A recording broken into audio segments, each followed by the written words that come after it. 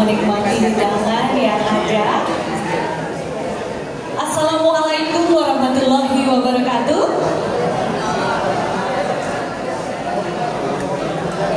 Shalom, Om Swastiastu, Namo Sang Hyang Adi Budaya, Namo Buddhaya. Salam kebajikan, Rahayu, salam sejahtera untuk kita semuanya. Hadirin yang berbahagia dan saya hormati, saya akan izin untuk mendampingi beliau. Ada yang sudah kenal, ada juga yang belum. Ada pepatah tak kenal maka sekarang tak kenal maka tak aruf, ya. Satu lagi, tak kenal maka tak sapa. Tadi udah dikenalin ya, saya Fendi. Nanti saya akan kenalkan siapa di sebelah saya. Hari ini kita berkumpul bukan sekedar untuk mengenang peristiwa kelam dalam sejarah yang sudah berlalu ya, tetapi juga untuk merefleksikan makna keberagaman, persaudaraan, dan juga kemanusiaan. Tragedi Mei 1998 bukan hanya tentang kerusuhan sosial dan runtuhnya rezim, tetapi juga tentang luka mendalam yang dirasakan oleh banyak saudara-saudara kita, terutama dari etnis Tionghoa Indonesia. Acara ini adalah ruang bagi kita untuk tidak melupakan agar tidak mengulang. Dan hari ini kita sangat beruntung, satu berkah dan karma baik bagi kita bisa menghadirkan beliau di tengah-tengah kita. Untuk apa? Untuk merefleksikan, untuk berbagi dan sharing bersama. Izinkan saya memperkenalkan beliau. Beliau bernama Insinyur Asmi Abu Bakar dengan nama Mandarin atau tengahnya Lin Serni. Panggilan akrab beliau biasa dengan Bang Asmi. Kode Koko Gede. Saya dari Tangerang. Beliau juga sama dari Tangerang. Tetapi ada tetapinya. Beliau ternyata lahir bukan di Tangerang, tapi di Jakarta. Tinggalnya saat ini di Tangerang. Beliau lahir di Jakarta 3 Maret 1972. Beliau pendiri Museum Peranakan Tionghoa. Beliau merupakan seorang anak yang berasal dari Aceh. Ayah beliau adalah seorang ulama. Semenjak beliau kecil, beliau dibesarkan dengan pola asuh untuk hidup dengan kebersamaan, living together, dalam keharmonisan. Beliau saat ini sudah menikah. Yang diikuti hari ini hanya satu putranya, yang dua masih ada di hotel, dan yang satu masih berada di Tiongkok, ya Bapak, dan kuliah di bidang sejarah luar biasa. Saat ini saya juga ingin menyampaikan bagi Bapak Ibu yang ingin juga memiliki nomor kontaknya, saya boleh share di 0812 9405 2035. Email beliau ada di daudbuku@gmail.com. Tinggal di Serpong, Tangerang City. Beliau menempuh S1 Sarjana Teknik Sipil Institut Teknologi Indonesia. Media sosial beliau yang pertama TikTok ada di Asmi Abu Bakar Official, dan IG beliau Asmi Abu Bakar Official juga. Bapak Ibu hadirin yang berbahagia, tentunya tak lama-lama lagi beliau duduk di sebelah saya. Perjuangannya jauh lebih banyak daripada saya yang di sebelahnya. Saya merupakan anak muda yang juga lahir besar. Saya lahir di Metro Lampung, tapi saya besar di Tangerang. Saya Cina Benteng. Tetapi budaya ini akan terus kita kembangkan. Saya mau belajar dari beliau dan kita semua sebagai generasi muda. Nanti akan saya buka sesi diskusi. Persiapkan saja pertanyaan Bapak Ibu. Mari kita ikuti bersama sesi inspirasi ini dengan hati yang terbuka, dengan pikiran yang jernih. Boleh kosongkan gelas kita. Kita bersama-sama sambut dengan tepuk tangan yang meriah. Bangga semua. Ya, terima kasih Kak Betty. Salam kebajikan, namo buddhaya, om swastiastu. Shalom, salam sejahtera, assalamualaikum warahmatullahi wabarakatuh. Waalaikumsalam. Merdeka! Merdeka!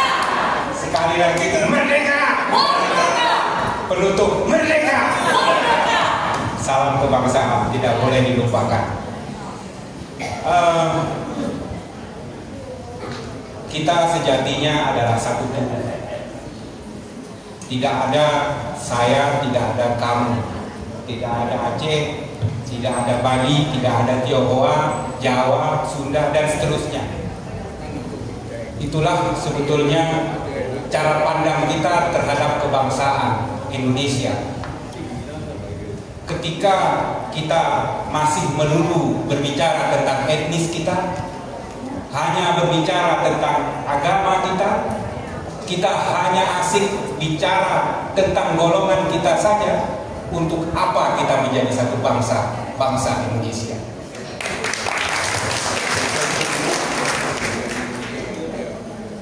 Yang saya muliakan ketua besar kita, Pak Har, ini luar biasa. Beliau ini titisan para pemimpin-pemimpin Tionghoa masa yang lampau. Semarang beruntung ada beliau. Sebetulnya kita iri juga dari Tangerang. Gimana? Ya, ini termasuk barang langka. Sebetulnya saya ingin bawa ke museum juga jadi koleksi. Kita bikin duplikatnya ya. Rasanya mahal sekali, jadi nggak sanggup. Ya, terima kasih Pak Har dan seluruh pengurus Bunyantong. Bunyantong ini saya kira adalah representasi dari rumah mini Indonesia. Dan rumah yang sangat kuat sebetulnya 1876. Jadi ini adalah rumah kita bersama, bukan hanya milik orang-orang Tionghoa, tapi milik kita semua bangsa Indonesia. Boleh ya Pak? Boleh. Ya. Sejatinya memang seperti itu. Jadi tidak ada lagi batasan antara kita semua. Dan juga saya juga ingin mengucapkan salam mulia, salam hormat saya kepada Bapak Ibu semua. Saya sebetulnya tidak pantas untuk duduk di sini. Saya lebih senang untuk mendengarkan, untuk menatap Bapak Ibu atau adik-adik semua. Cuma karena saya dapat tugas dari Bang Rudi, Kak Fenty untuk duduk di sini, ya terpaksa saya. Barangkali yang saya sampaikan juga Bapak Ibu sudah tahu semua. Barangkali yang saya bicarakan juga ya hanya mengulang apa yang ada. Tapi setidaknya hari ini kita bisa bersilaturahmi, berdiskusi. Ada hal yang ingin saya sampaikan pada malam ini. Saya sering sekali ditanya, apakah mungkin peristiwa Mei 98 akan terjadi? Ini pertanyaan yang sering disampaikan dan hadir di antara kita. Saya belum pernah membicarakan ini sebetulnya. Saya harus, menurut pandangan saya harus mengatakan peristiwa Mei 98 tidak akan mungkin terjadi lagi di Indonesia. Tidak akan mungkin. Tentu ada beberapa alasan.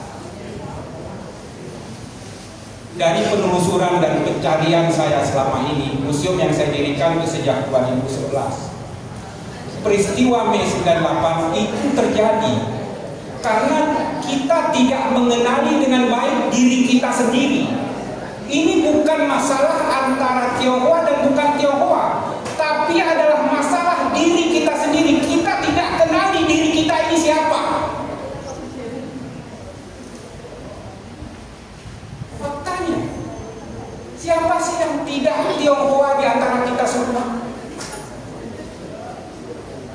Kita hanya akan berdebat seberapa Tionghoa saya, seberapa Tionghoa Kak Fenty, seberapa Tionghoa Pak Har. Kita hanya berdebat seputar itu. Secara ilmiah itu juga sudah mulai terungkap. Apalagi Indonesia. Indonesia ini jelas adalah satu titik temu pertemuan berbagai unsur budaya, ras. Dan memang secara keilmuan sudah mulai didekati. Tiongkok sendiri berhubungan dengan Nusantara atau Nahliang sudah ribuan tahun. Bahkan sejak dinasti Han 206 sebelum Masehi sampai 200 Masehi. Tentu ini bisa dibuktikan dengan penemuan-penemuan benda kuno di berbagai daerah di seluruh Indonesia. Bahkan kalau saya dari Aceh, orang Aceh ini merasa paling Tionghoa Bapak Ibu. Nggak ada yang lain ketionghoaan Aceh. Orang Aceh makanan pokoknya mie. Mie Aceh. Mie kalau sudah makanannya aja mie, kurang Tionghoa apa? Iya nggak sih? Dan orang Aceh jago bikin mie, ibu-ibu. Saya yakin jarang etnis atau suku lain yang pandai membuat mie, kecuali orang Aceh. Orang Tionghoa sendiri boleh jadi. Mie itu bukan bahasa Aceh, bahasa Hokkien. Kalau bahasa Aceh, mie itu kucing artinya, kucing. Kucing, mie itu kucing. Jadi sangat Tionghoa. Bahkan ada yang secara bercanda tapi serius, Aceh itu kata-katanya dari singkatan Arab, C-nya Cina, E-nya Eropa, H-nya dunia. Dan orang Aceh tidak membantah itu, paling hanya senyum-senyum. Karena memang saya sendiri punya saudara itu banyak yang sipit, banyak yang kritik. Saya juga bingung, ini apa sebetulnya? Karena memang Aceh itu pelabuhan, itu metropolis, bandar besar pada suatu masa. Semua unsur ada di sana. Kalau tidak ada unsur Cinanya, nggak Aceh lagi namanya Bapak Ibu. Jadinya AE. C-nya hilang. Ya, ini barangkali bukan saya berlebihan, tetapi memang unsur ketionghoaan sangat kuat di Aceh sendiri. Ya kan? Begitu juga di daerah lain. Ketika saya bicara ini di Makassar, di Sulawesi Selatan, orang Sulawesi Selatan bilang orang Aceh kalah Tionghoa dengan mereka. Kalau kita kan dari unsur makanan Aceh. Kalau Sulawesi Selatan itu nenek moyangnya itu tercatat dalam Ila Galigo. Mereka punya leluhur laki-laki namanya Saweri Gading. Leluhur perempuan namanya Wei Chudai. Itu dari Tiongkok. Saya menelusuri ini sampai ke Palopo. Saya datang ke Sulawesi Selatan, saya cari nama jalan Wei Chudai. Dan saya mendapatkan banyak kisah bagaimana Saweri Gading menciptakan yang kita kenal perahu pinisi untuk menjemput cintanya Wei Chudai ke Tiongkok. Ini kisah yang sebetulnya jarang diketahui. Dan saya sampaikan ini di Makassar. Beberapa kali saya diundang ke Makassar karena menyampaikan ini. Saya datang ke tempat pembuatan perahu pinisi di Bira di Bulukumba sana. Ya, dari Makassar itu sekitar beberapa jam lah. Satu-satunya tempat yang bisa membuat perahu pinisi. Hari ini penjelasan ini yang menariknya, saya dapat sebuah buku dari Angkatan Laut Republik Indonesia. Bukunya itu tentang sejarah kapal-kapal tradisional di Indonesia. Dan Angkatan Laut Republik Indonesia menjelaskan pinisi itu dibikin oleh Saweri Gading untuk menjemput cintanya. Luar biasa.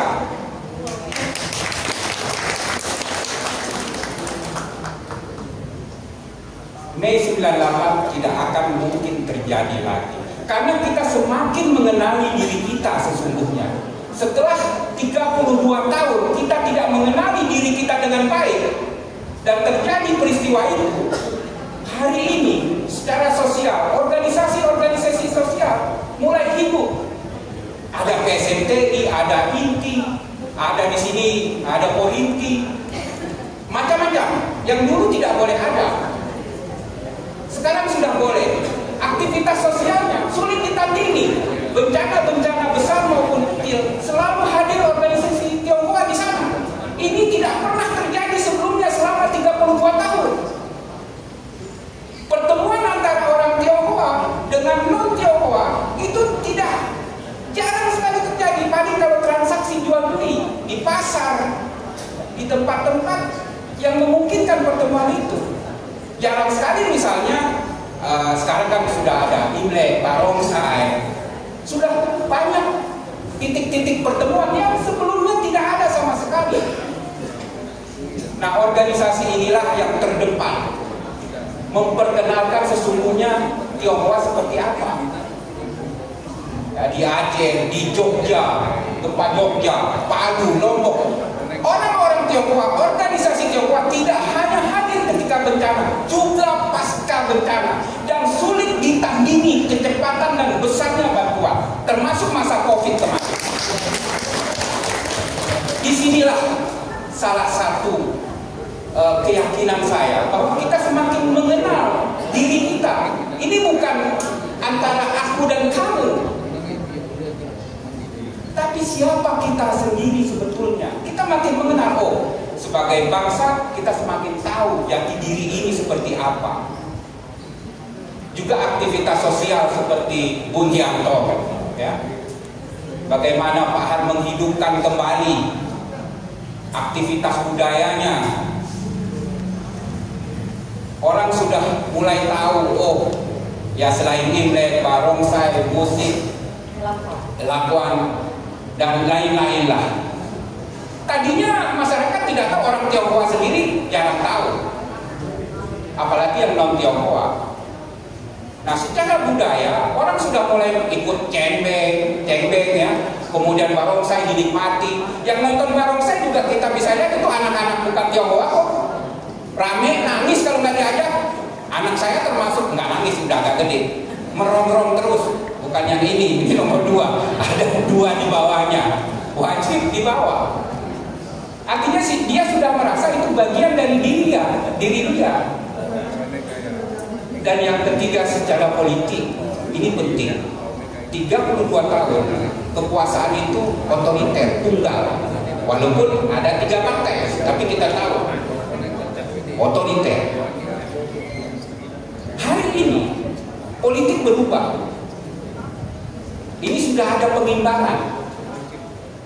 Orang-orang Tionghoa juga sudah hadir. Banyak kepala daerah, bupati, wali kota, gubernur yang memiliki otoritas. Mereka bisa eksekusi, mereka punya kebijakan yang ini dulu belum ada sama sekali. Semakin dekatlah kita sebagai sesama bangsa. Nah, ini banyak lagi faktor-faktor lain mengapa saya meyakini itu. Setidaknya ini sudah 25 tahun, Kak Fendi, seperempat abad dari 98. Jadi kalau ada orang yang masih berbicara, awas kejadian Mei 98 terjadi, ini orang patut kita curigai dan waspadai. Mewakili siapa dia? Ini hanyalah segelintir orang yang ingin memanfaatkan situasi. Saya menyampaikan ini bukan untuk membuat kita tidak waspada.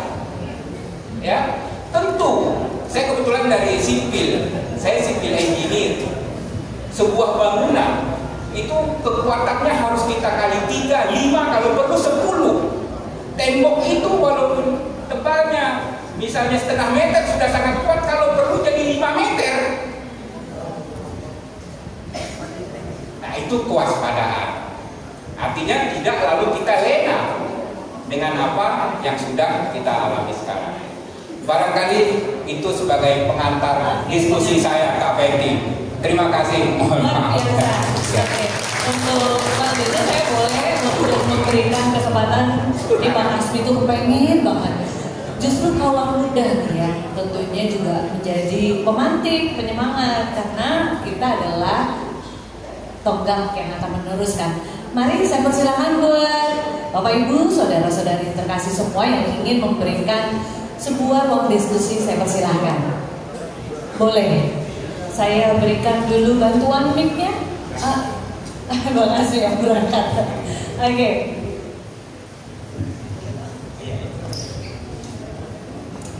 Terima kasih Bang Asmi. Saya perkenalkan, saya Koko, saya aktivis kemanusiaan juga untuk penyakit langka. Saya ingin bertanya tentang kegelisahan kami karena waktu itu saya tidak tahu apa yang terjadi. Saya tahunya waktu itu saya hanya ikut untuk menurunkan penguasa saat itu.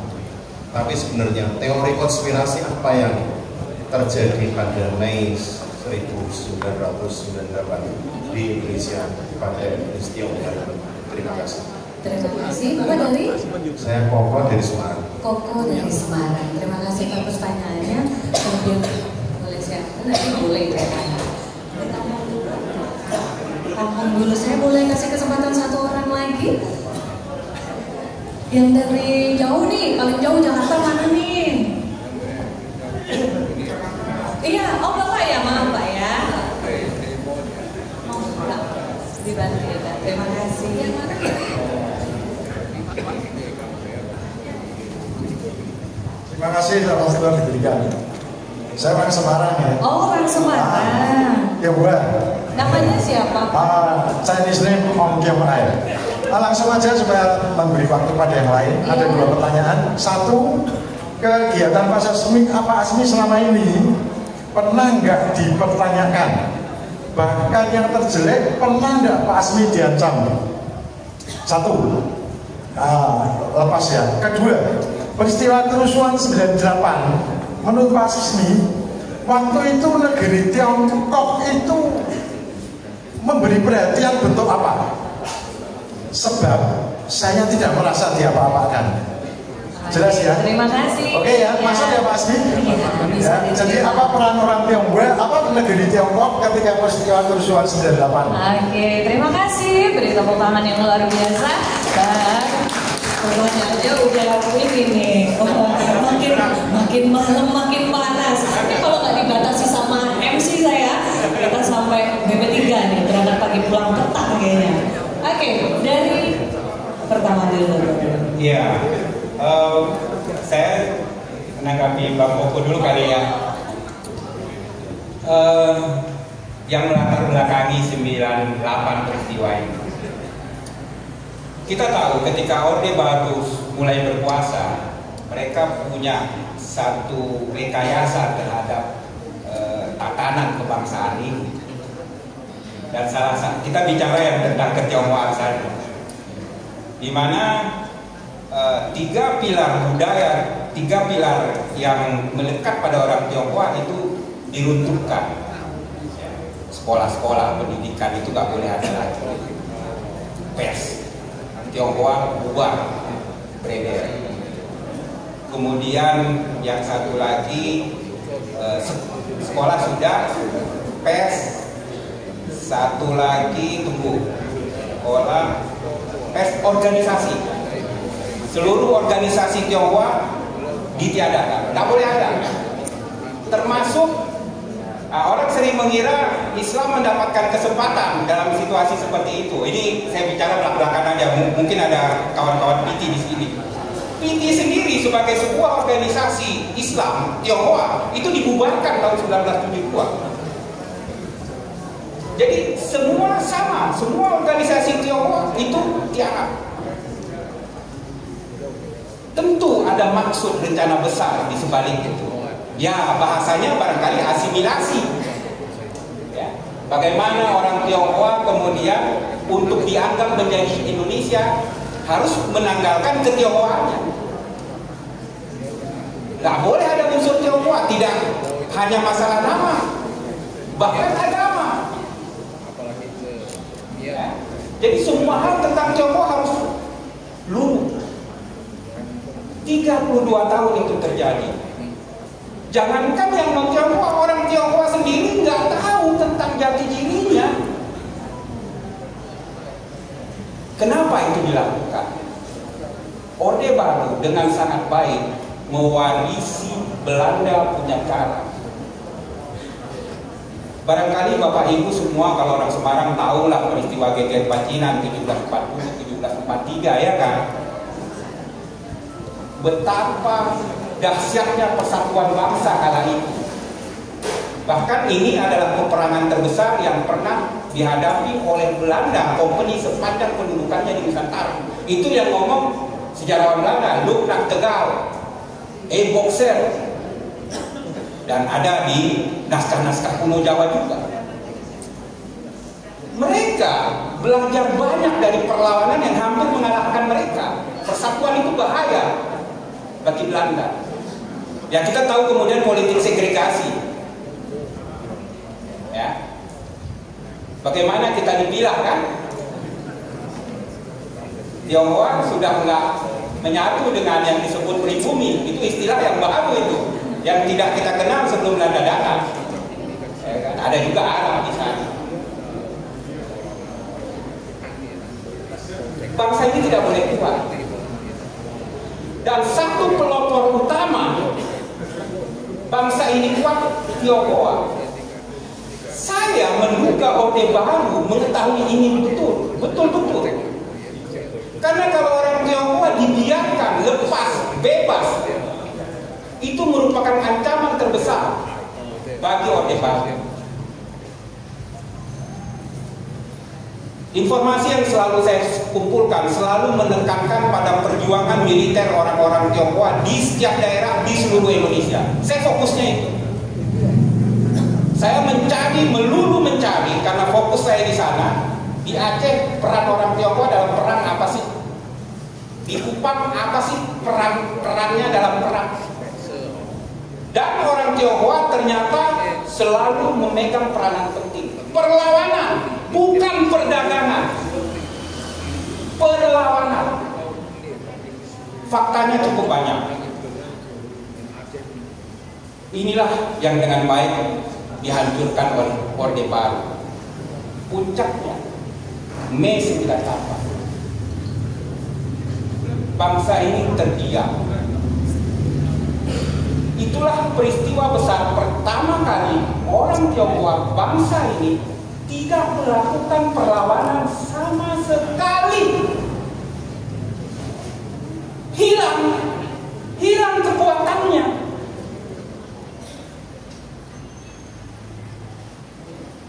Dan itulah yang terjadi.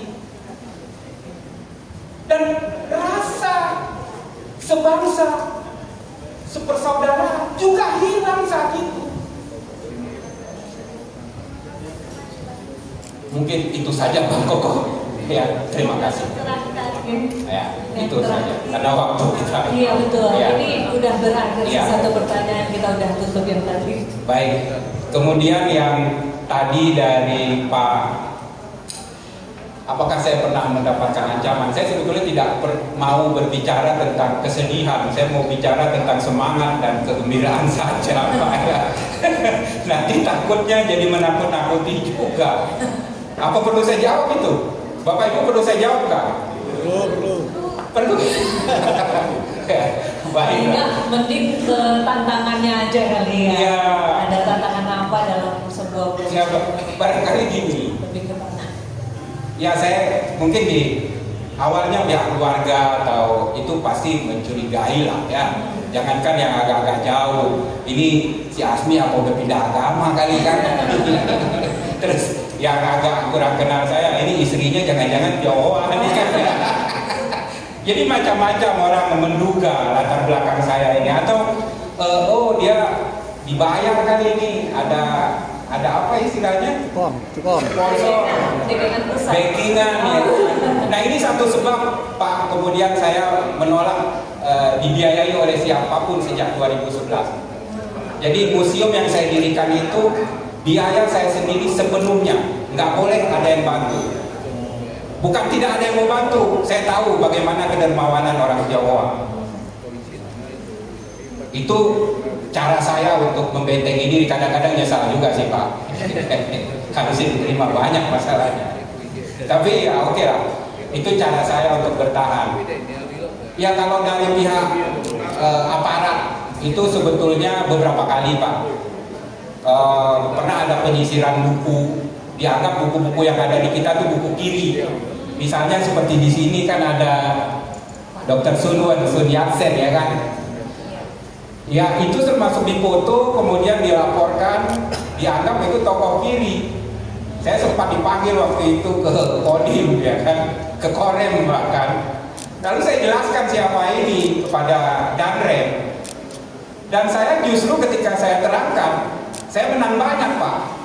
Saya kebetulan pembina pencinta alam. Saya terangkan ini bukan tokoh kiri. Justru beliau diakui oleh Bung Karno salah satu inspirator pemikiran Pancasila Bung Karno, San Min Chui. Jadi saya jadi sempat ceramah di Korem itu Pak. Lalu akibat itu saya bisa pinjam mobil truknya untuk anak-anak berangkat naik gunung gitu. Ya itu panjang ceritanya. Memang karena tidak tahu, tak kenal maka tak sayang. Ya. Dan apalagi satu lagi? Yang terakhir itu ada perlawanan. Dari Bang Hasbi sendiri. Perlawanan Pak. Apa tadi perlawanan dari saya? Apakah ada bantuan dari bantuan ada bantuan? Oh oke sudah Pak. Tiongkok ya. Ya. Ada. Saya kan pengepul sejarah Pak.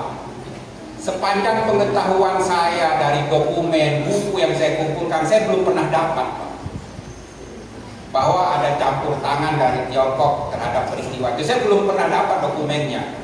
Saya pernah diwawancarai oleh South China Morning Post juga mengenai itu koran terbesar yang ada di sana. Saya juga nyatakan memang saya tidak memiliki informasi apapun mengenai itu. Saya tidak mau menduga-duga Pak. Mungkin itu saja. Saya belum dapatkan. Kalau Bapak ada, dengan senang hati saya terima. Begitu Bapak, semoga tercerahkan. Satu ungkapan terakhir sebagai closing statement. Karena di sini banyak kaum muda, apa harapan dari pribadi, secara pribadi ya, Bang Hasbi untuk masa depan Indonesia dalam konteks keberagaman dan keadilan sosial sebagai penutup atau closing statement? Ya, puncak kejayaan Nusantara itu pernah terjadi Bapak Ibu. Puncak kejayaan itu terjadi ketika persaudaraan kita itu begitu erat. Sekali lagi saya harus mengulangi, tidak ada ini aku itu kamu. Semenjak berabad-abad yang lampau, leluhur kita mempercayai, seperti kata penyair, yang tertusuk di dadamu berdarah di dadamu. Sejarah mencatat ketika Malaka digempur oleh Portugis ratusan tahun yang lampau, kerajaan-kerajaan di Nusantara ikut berperang ke Selat Malaka, bahkan Ternate Tidore, Pak Abdullah. Bapak Ibu bisa bayangkan nggak? Pasukan perang dari Ternate Tidore datang ke Malaka untuk menghadapi Portugis. Kalau Aceh dekat, ya. Ini dari Ternate Tidore, dan itu perang jihad. Fisabilillah, menjemput kematian. Portugis kuasa besar. Apa yang ada dalam pikiran mereka? Mereka tidak berbicara tentang agamanya, tentang etisnya. Ini bukan persoalan Ternate Tidore. Ini persaudaraan, bahwa ada saudaranya di Melaka yang terancam.